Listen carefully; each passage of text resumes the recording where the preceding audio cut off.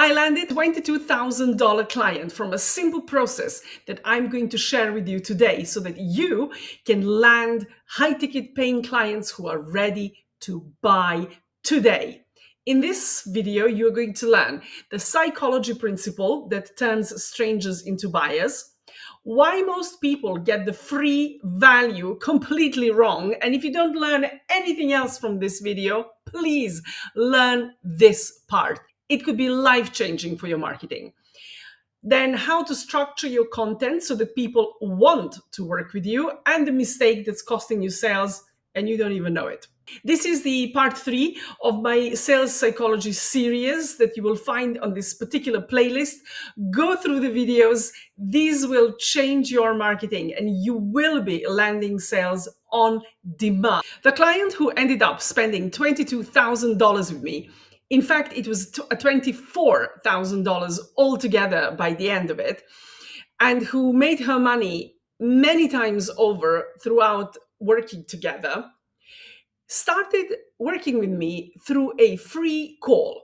I'm not saying you should all be jumping on free calls. I'm not saying that at all, but I want to show you and today explain to you the principle of free value, the principle of sharing something valuable with your audience before they buy. Because normally people just give out information and think this is enough. And they say, but I am giving out free value and nothing happens.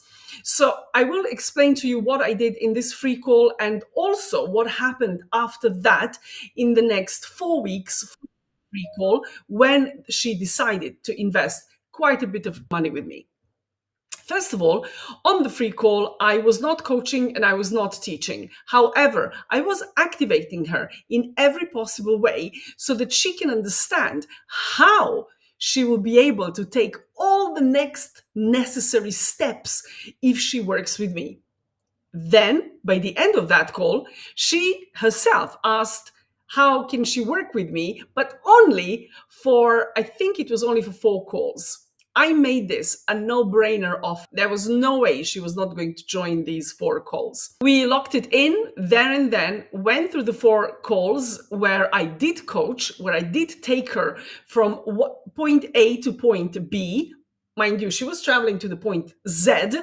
So I took her just through this part. By the end of it, she was activated enough to ask to work with me for another 2 months, and then requested to work with me for a bit of a longer period.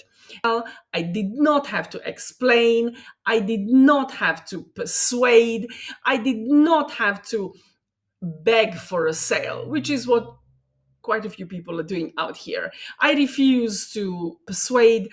I refuse to be explaining everything million and one time. Why? Because first of all, I want to work with action takers.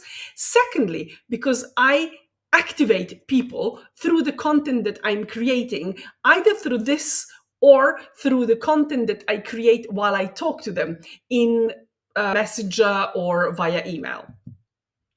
So this no pitch sales psychology approach is something that I would recommend to everyone.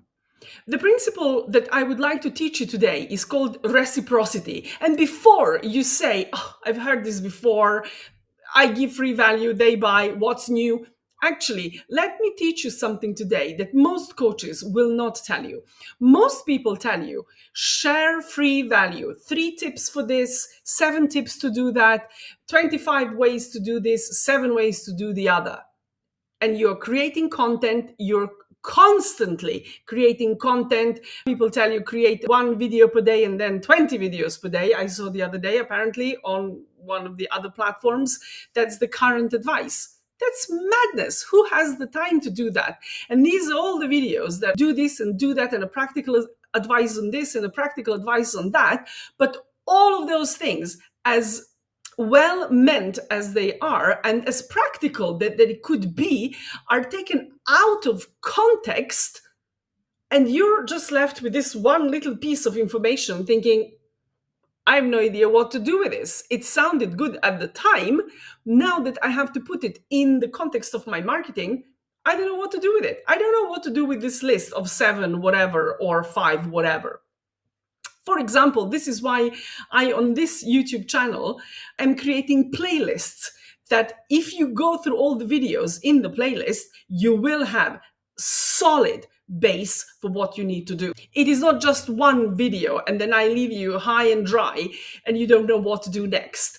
I believe that if you're going to share value, you have got to go into a longer length, but you might not have the ability to do that.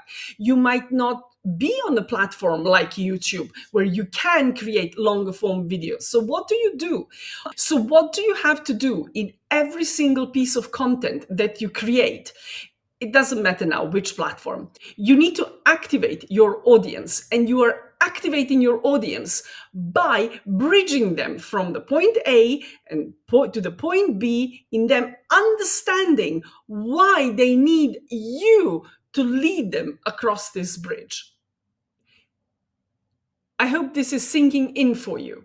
So when people say, but what are my options in sharing value? Your only option, if you actually want to make money, is to activate people, is to make people understand and shift their beliefs that they need to get something from you or from another person who will lead them to their desired goal. If you don't activate that part of the brain, it will not work for you. I have quite a few people that I follow. They share tips and tricks. I admire them hugely. I find them very useful, but I've never bought anything from them. They have never activated me. There's all useful tips and tricks that I needed to then build on because it's just not complete. But they've never activated me to go and actually buy something from them because I just don't believe they'll be able to lead me from where I am to where I need to be. So sharing just tips and tricks is damaging to both parties. It's damaging to the creator because you're not getting sales, and it's damaging to the person who is watching that, consuming that content, because they're wasting their time. They think they're getting something useful, but actually that's not. The real reciprocity consists of you activating people enough so they think you are the person to take me to the next stage. There are different ways, and this is super important. There are different ways in which people think I need to take the next step with you. It is not always I'm going to buy your thing, because it depends on where in their customer journey they are at that time. It could be that the next step is the micro commitment to you, for example, that they would download your freebie. The next step could be that they watch another video of yours. The next step could be that they leave a comment. By the way, if you're enjoying this video, or indeed if you're not, leave the comment, subscribe, like this video, download the resource that you have in the description of this video, and also go through this playlist. The micro commitments that your audience expresses towards you, no matter what they are taking you in the right direction with your audience, so they actually then buy from you in the end. And if you are taking notes, write down two things: believe shift, activate, and then write it about 10 times.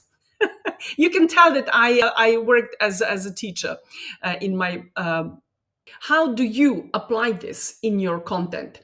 If you watch the episode 2, which I'm going to link here, you will see that I've spoken about storytelling and future pacing your audience.